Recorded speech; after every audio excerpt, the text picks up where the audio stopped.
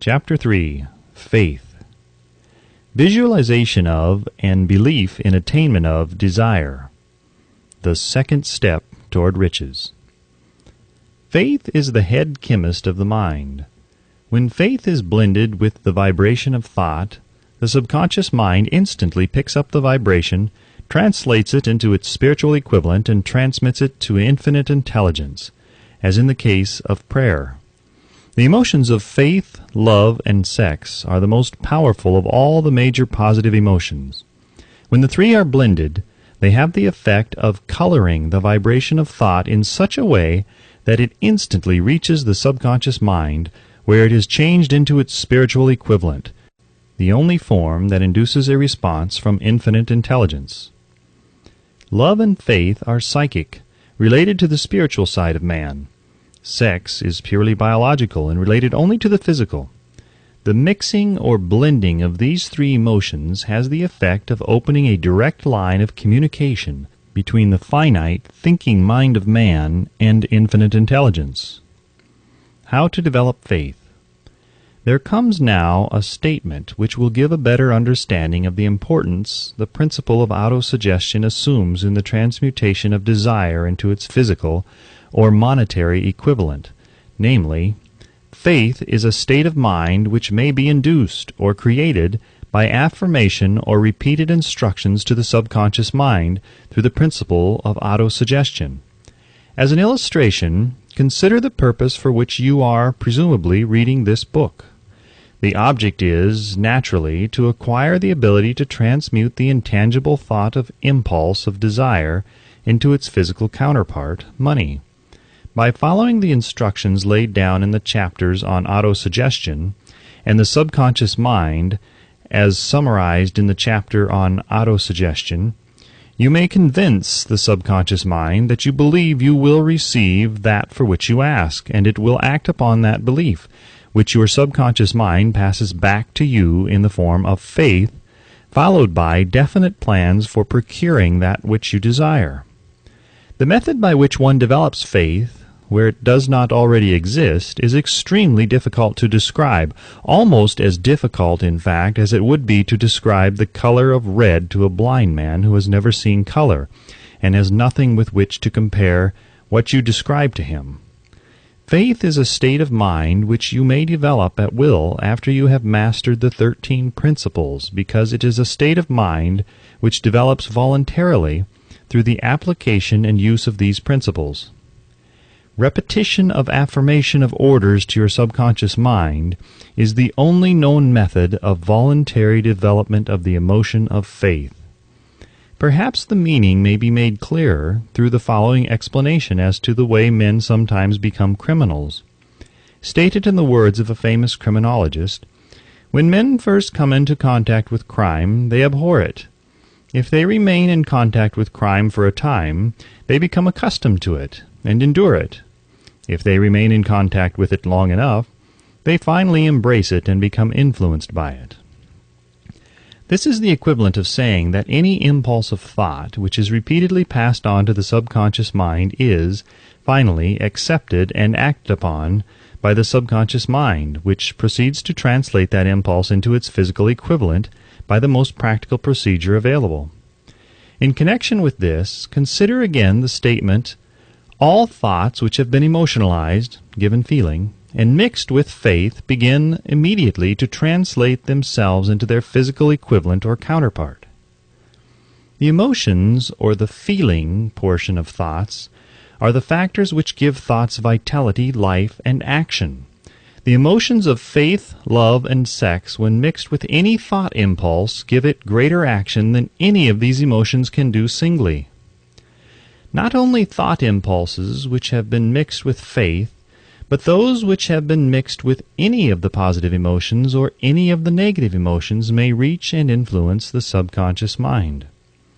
From this statement you will understand that the subconscious mind will translate into its physical equivalent a thought impulse of a negative or destructive nature just as readily as it will act upon the thought impulses of a positive or constructive nature. This accounts for the strange phenomenon which so many millions of people experience, referred to as misfortune or bad luck. There are millions of people who believe themselves doomed to poverty and failure because of some strange force over which they believe they have no control. They are the creators of their own misfortunes because of this negative belief, which is picked up by the subconscious mind and translated into its physical equivalent. This is an appropriate place at which to suggest again that you may benefit by passing on to your subconscious mind any desire which you wish translated into its physical or monetary equivalent in a state of expectancy or belief that the transmutation will actually take place. Your belief, or faith, is the element which determines the action of your subconscious mind. There is nothing to hinder you from deceiving your subconscious mind when giving it instructions through autosuggestion, as I deceived my son's subconscious mind. To make this deceit more realistic, conduct yourself just as you would if you were already in possession of the material thing which you are demanding, when you call upon your subconscious mind. The subconscious mind will transmute into its physical equivalent by the most direct and practical media available any order which is given to it in a state of belief or faith that the order will be carried out. Surely, enough has been stated to give a starting point from which one may, through experiment and practice, acquire the ability to mix faith with any order given to the subconscious mind. Perfection will come through practice. It cannot come by merely reading instructions. If it be true that one may become a criminal by association with crime, and this is a known fact, it is equally true that one may develop faith by voluntarily suggesting to the subconscious mind that one has faith. The mind comes, finally, to take on the nature of the influences which dominate it. Understand this truth, and you will know why it is essential for you to encourage the positive emotions as dominating forces of your mind, and discourage and eliminate negative emotions. A mind dominated by positive emotions becomes a favorable abode for the state of mind known as faith. A mind so dominated may, at will, give the subconscious mind instructions which it will accept and act upon immediately. Faith is a state of mind which may be induced by autosuggestion.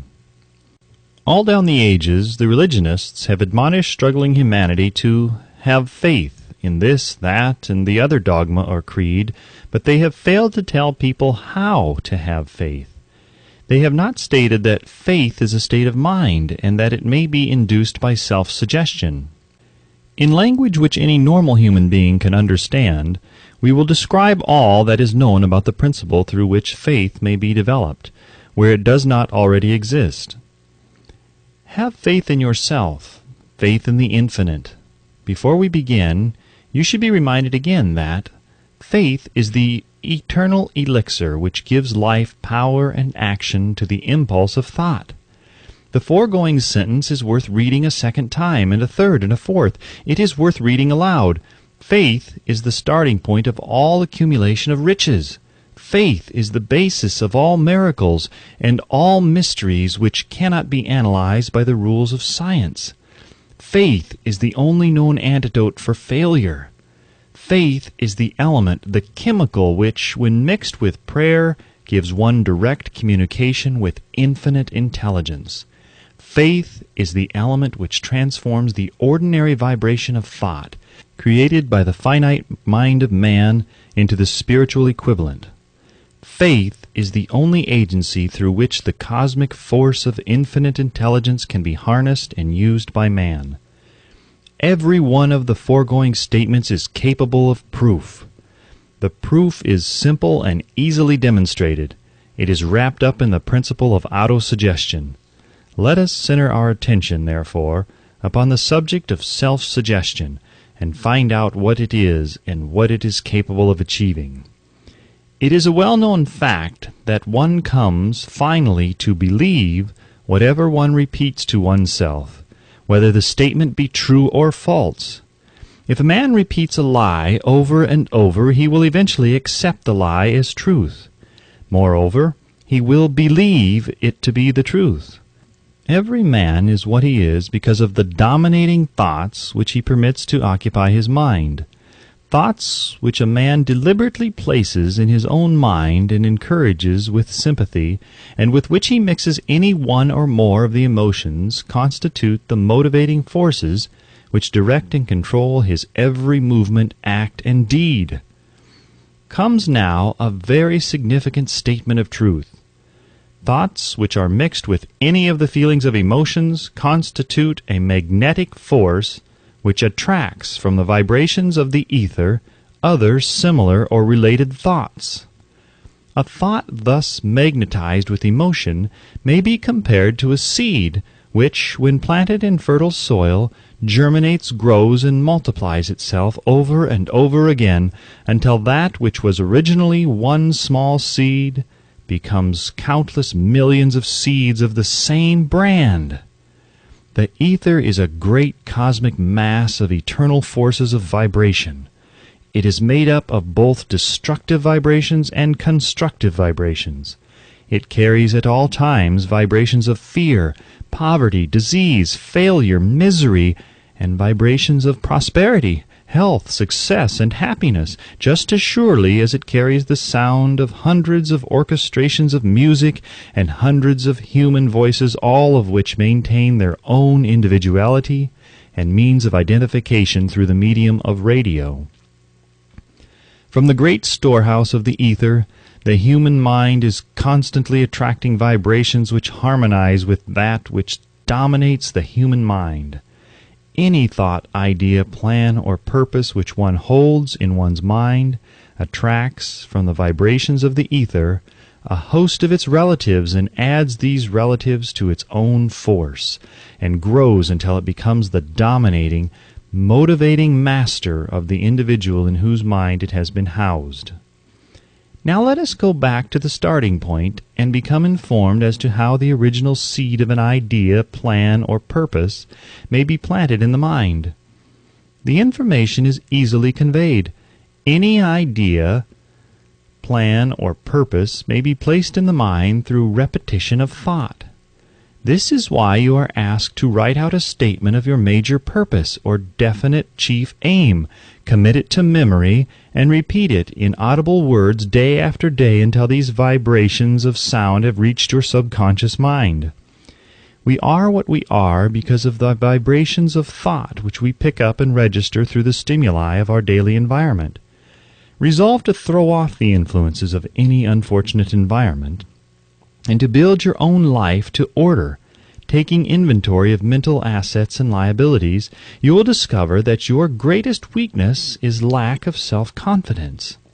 This handicap can be surmounted, and timidity translated into courage through the aid of the principle of autosuggestion. The application of this principle may be made through a simple arrangement of positive thought impulses stated in writing, memorized and repeated until they become a part of the working equipment of the subconscious faculty of your mind. Self-confidence formula. First, I know that I have the ability to achieve the object of my definite purpose in life. Therefore, I demand of myself persistent, continuous action toward its attainment, and I here and now promise to render such action. Second, I realize the dominating thoughts of my mind will eventually reproduce themselves in outward physical action and gradually transform themselves into physical reality. Therefore, I will concentrate my thoughts for 30 minutes daily upon the task of thinking of the person I intend to become, thereby creating in my mind a clear mental picture of that person.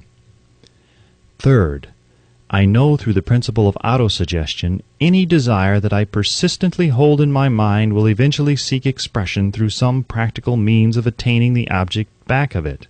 Therefore, I will devote 10 minutes daily to demanding of myself the development of self-confidence.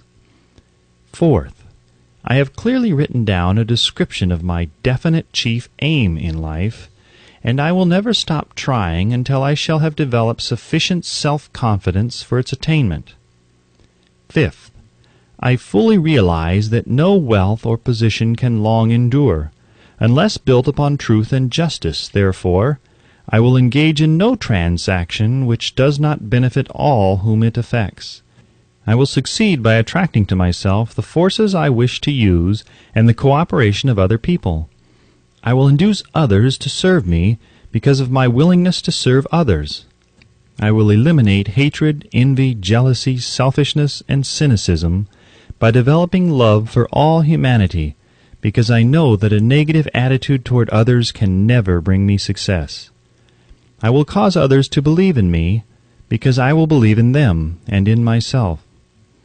I will sign my name to this formula, commit it to memory, and repeat it aloud once a day with full faith that it will gradually influence my thoughts and actions so that I will become a self-reliant and successful person.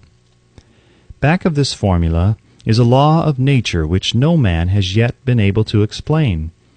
It has baffled the scientists of all ages. The psychologists have named this law autosuggestion, and let it go at that. The name by which one calls this law is of little importance.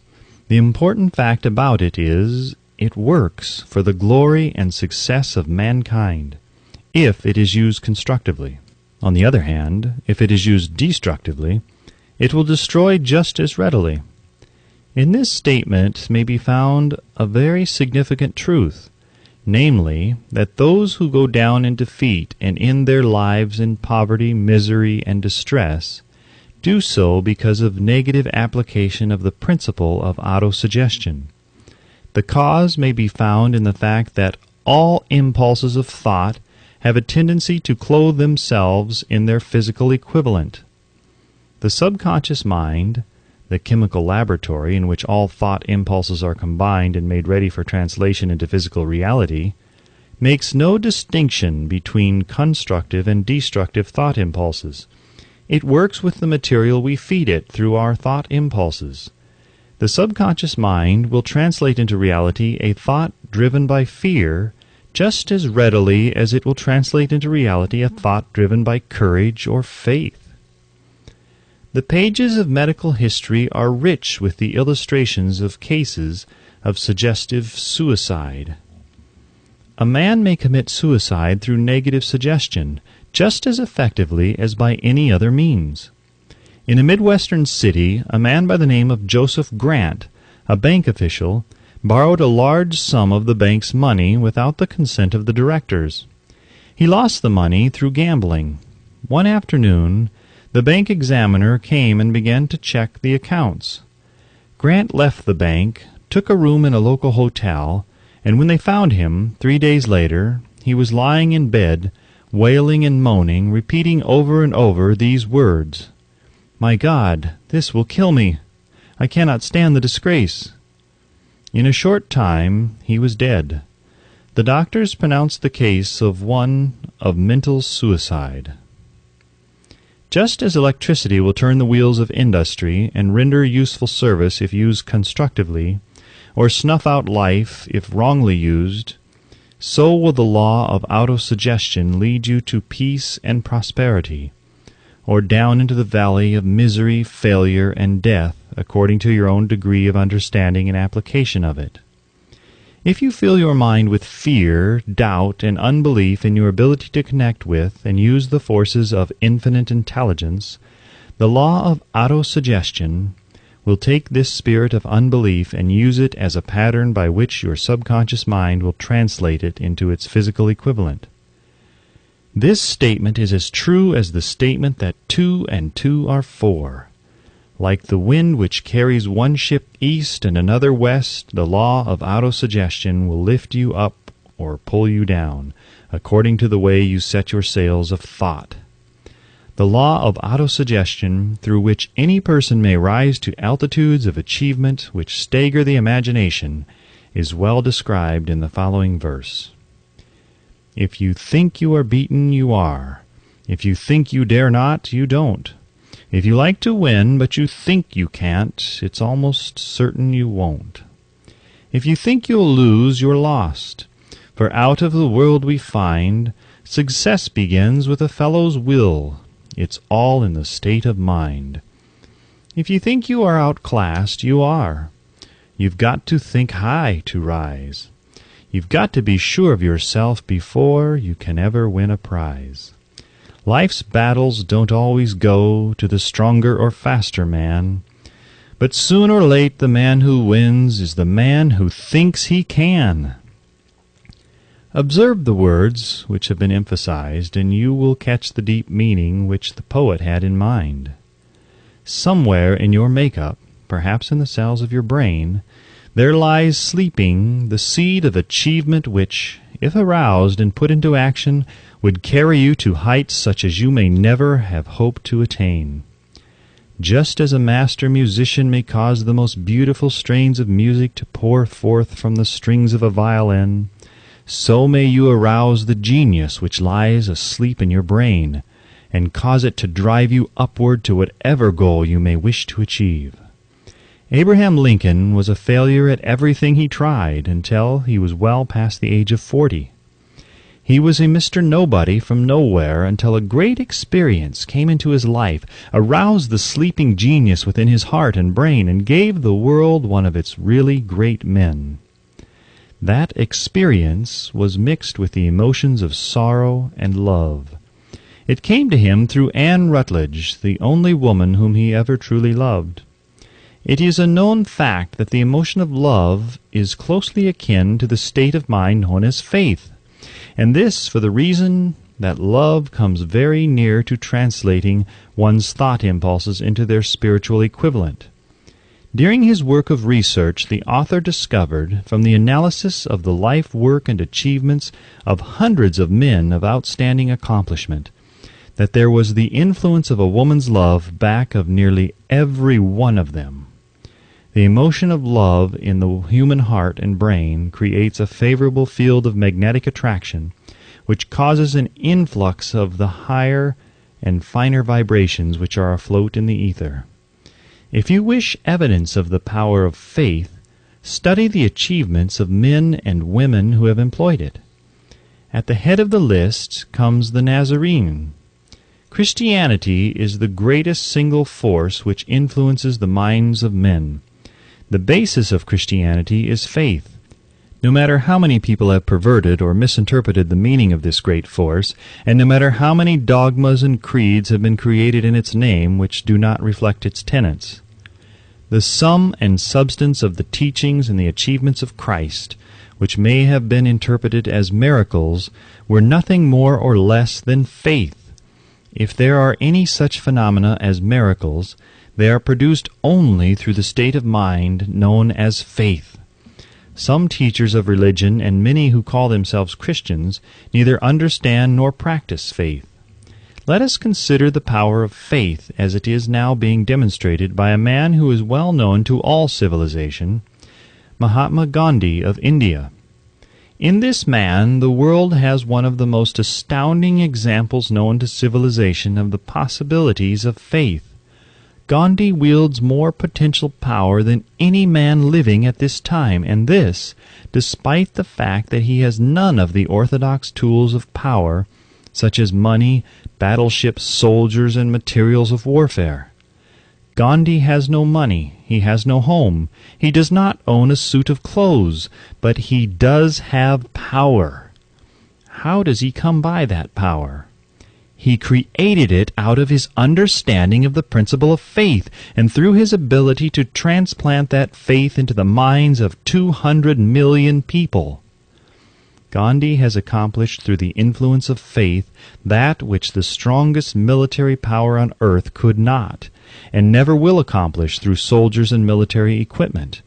He has accomplished the astounding feat of influencing 200 million minds to coalesce and move in unison as a single mind. What other force on earth except faith could do as much? There will come a day when employees as well as employers will discover the possibilities of faith. That day is dawning.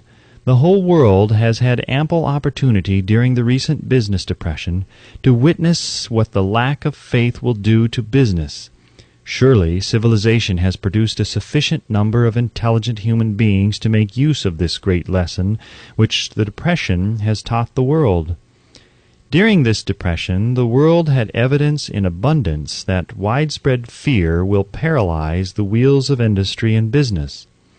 Out of this experience will arise leaders in business and industry who will profit by the example which Gandhi has set for the world, and they will apply to business the same tactics which he has used in the building of the greatest following known in the history of the world.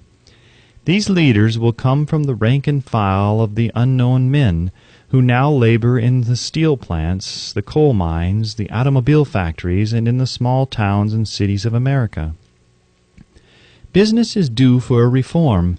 Make no mistake about this. The methods of the past, based upon economic combinations of force and fear, will be supplanted by the better principles of faith and cooperation. Men who labor will receive more than daily wages. They will receive dividends from the business, the same as those who supply the capital for business, but first they must give more to their employers and stop this bickering and bargaining by the force at the expense of the public. They must earn the right to dividends. Moreover, and this is the most important thing of all, they will be led by leaders who will understand and apply the principles employed by Mahatma Gandhi. Only in this way may leaders get from their followers the spirit of full cooperation which constitutes power in the highest and most enduring form. This stupendous machine age in which we live and from which we are just emerging has taken the soul out of men. Its leaders have driven men as though they were pieces of cold machinery. They were forced to do so by the employees who have bargained, at the expense of all concerned, to get and not to give. The watchword of the future will be human happiness and contentment, and when this state of mind shall have been attained, the production will take care of itself more effectively than anything that has ever been accomplished where men did not and could not mix faith and individual interest with their labor. Because of the need for faith and cooperation in operating business and industry, it will be both interesting and profitable to analyze an event which provides an excellent understanding of the method by which industrialists and businessmen accumulate great fortunes by giving before they try to get. The event chosen for this illustration dates back to 1900, when the United States Steel Corporation was being formed. As you read the story, keep in mind these fundamental facts, and you will understand how ideas have been converted into huge fortunes. First, the huge United States Steel Corporation was born in the mind of Charles M. Schwab in the form of an idea he created through his imagination. Second, he mixed faith with his idea. Third, he formulated a plan for the transformation of his idea into physical and financial reality. Fourth, he put his plan into action with his famous speech at the University Club. Fifth, he applied and followed through on his plan with persistence and backed it with a firm decision until it had been fully carried out. Sixth, he prepared the way for success by a burning desire for success. If you are one of those who have often wondered how great fortunes are accumulated, this story of the creation of the United States Steel Corporation will be enlightening. If you have any doubt that men can think and grow rich, this story should dispel that doubt, because you can plainly see in the story of the United States Steel the application of a major portion of the 13 principles described in this book. This astounding description of the power of an idea was dramatically told by John Lowell in the New York World Telegram, with whose courtesy it is here reprinted. A pretty after-dinner speech for $1 billion. When, on the evening of December 12, 1900, some 80 of the nation's financial nobility gathered in the banquet hall of the University Club on Fifth Avenue to do honor to a young man from out of the West, not half a dozen of the guests realized they were to witness the most significant episode in American industrial history. J. Edward Simmons and Charles Stewart Smith, their hearts full of gratitude for the lavish hospitality bestowed upon them by Charles M. Schwab during a recent visit to Pittsburgh, had arranged the dinner to introduce the 38-year-old steel man to Eastern banking society. But they didn't expect him to stampede the convention. They warned him, in fact, that the bosoms within New York's stuffed shirts would not be responsive to oratory, and that, if he didn't want to bore the Stilhans and Harrimans and Vanderbilts, he had better limit himself to 15 or 20 minutes of polite vaporings and let it go at that. Even John Pierpont Morgan, sitting on the right hand of Schwab, as became his imperial dignity, intended to grace the banquet table with his presence only briefly. And so far as the press and public were concerned, the whole affair was of so little moment that no mention of it found its way into print the next day. So the two hosts and their distinguished guests ate their way through the usual 7 or 8 courses. There was little conversation, and what there was of it was restrained. Few of the bankers and brokers had met Schwab, whose career had flowered along the banks of the Monongahela, and none knew him well. But before the evening was over, they, and with them Money Master Morgan, were to be swept off their feet, and a $1 billion baby, the United States Steel Corporation, was to be conceived. It is perhaps unfortunate, for the sake of history, that no record of Charles Schwab's speech at the dinner ever was made. He repeated some parts of it at a later date during a similar meeting of Chicago bankers, and still later, when the government brought suit to dissolve the Steel Trust, he gave his own version from the witness stand of the remarks that stimulated Morgan into a frenzy of financial activity. It is probable, however, that it was a homely speech, somewhat ungrammatical, for the niceties of language never bothered Schwab, full of epigram and threaded with wit. But aside from that, it had a galvanic force and effect upon the 5 billions of estimated capital that was represented by the diners. After it was over and the gathering was still under its spell, although Schwab had talked for 90 minutes, Morgan led the orator to a recessed window where, dangling their legs from the high, uncomfortable seat, they talked for an hour more. The magic of the Schwab personality had been turned on, full force, but what was more important and lasting was the full-fledged, clear-cut program he laid down for the aggrandizement of steel. Many other men had tried to interest Morgan in slapping together a steel trust after the pattern of the biscuit, wire, and hoop, sugar, rubber, whiskey, oil, or chewing gum combinations. John W. Gates, the gambler, had urged it, but Morgan distrusted him. The Moore boys, Bill and Jim, Chicago stock jobbers who had glued together a match trust and a cracker corporation, had urged it and failed. Albert H. Gary, the sanctimonious country lawyer, wanted to foster it, but he wasn't big enough to be impressive. Until Schwab's eloquence took J.P. Morgan to the heights from which he could visualize the solid results of the most daring financial undertaking ever conceived, the project was regarded as a delirious dream of easy money crackpots. The financial magnetism that began a generation ago to attract thousands of small and sometimes inefficiently managed companies into large and competition-crushing combinations had become operative in the steel world through the devices of that jovial business pirate John W. Gates. Gates already had formed the American Steel and Wire Company out of a chain of small concerns, and together with Morgan had created the Federal Steel Company.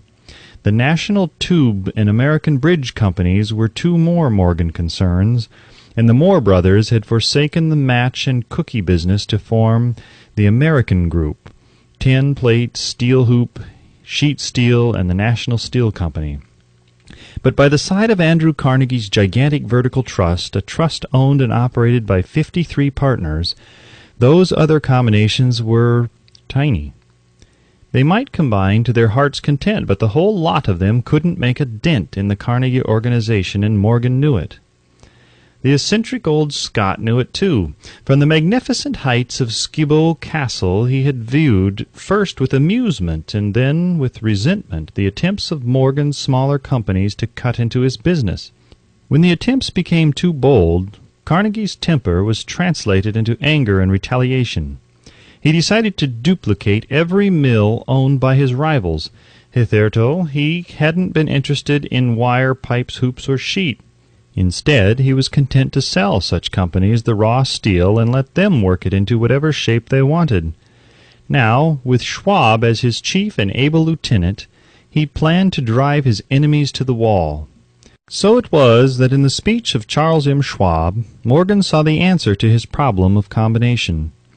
A trust without Carnegie, giant of them all, would be no trust at all. A plum pudding, as one writer said, without the plums.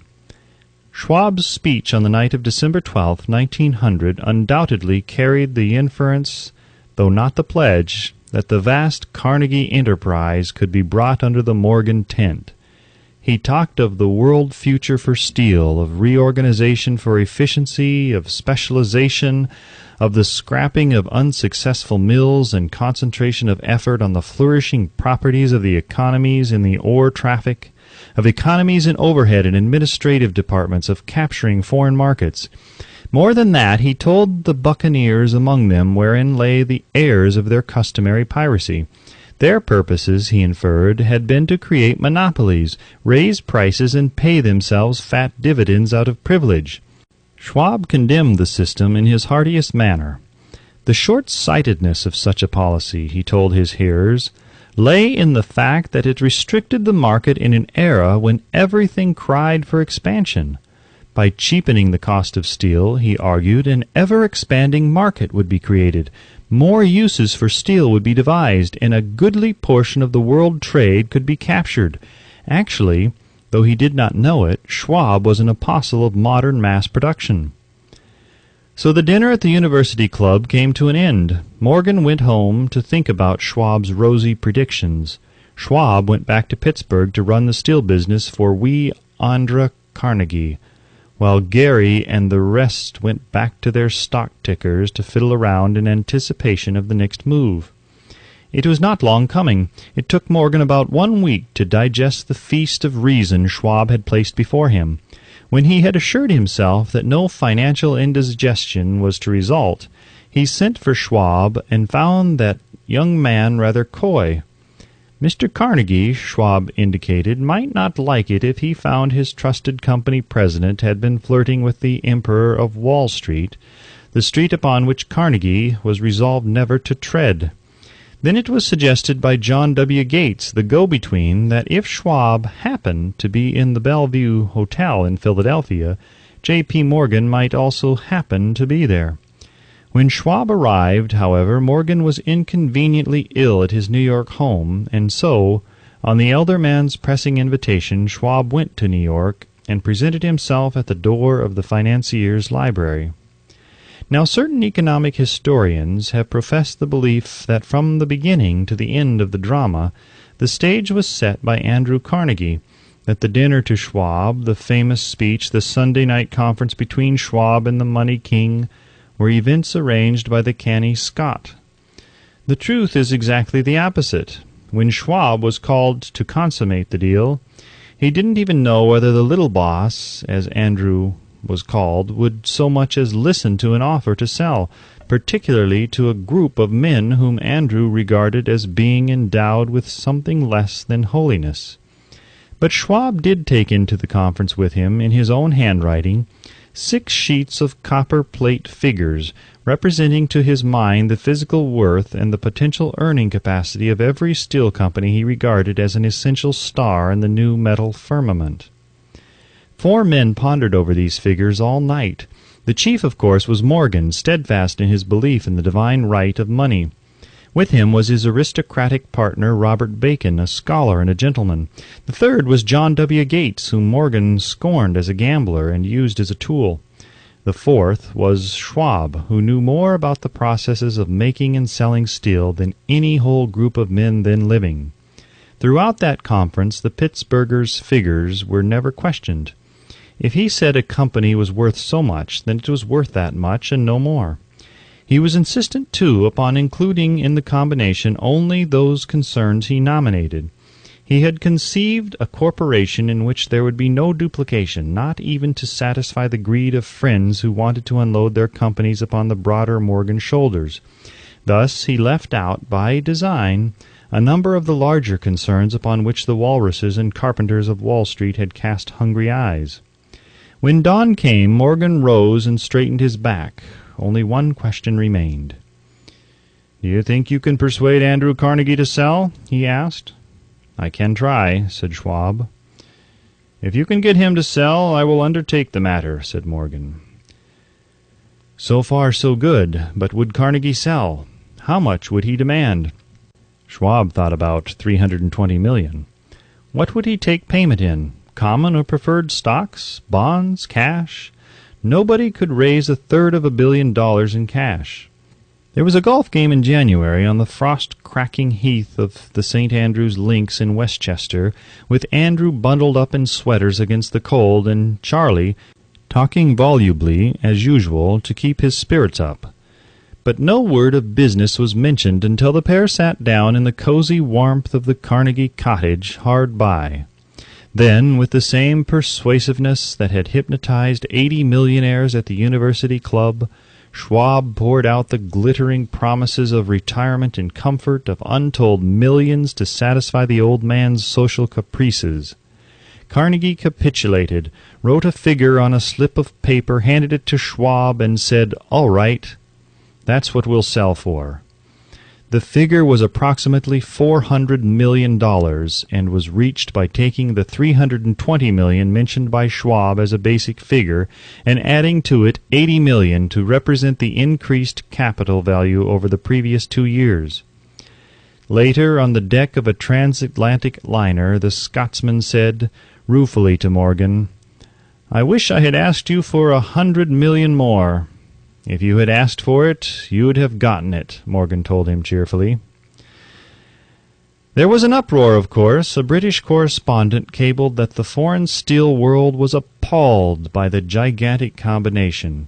President Hadley of Yale declared that unless trusts were regulated, the country might expect an emperor in Washington within the next 25 years. But that able stock manipulator, Keene, went at his work of shoving the new stock at the public so vigorously that all the excess water, estimated by some at nearly 600 million, was absorbed in a twinkling. So Carnegie had his millions, and the Morgan Syndicate had 62 million for all its trouble, and all the boys from Gates to Gary had their millions. The 38-year-old Schwab had his reward. He was made president of the new corporation and remained in control until 1930. The dramatic story of big business which you have just finished was included in this book because it is a perfect illustration of the method by which desire can be transmuted into its physical equivalent.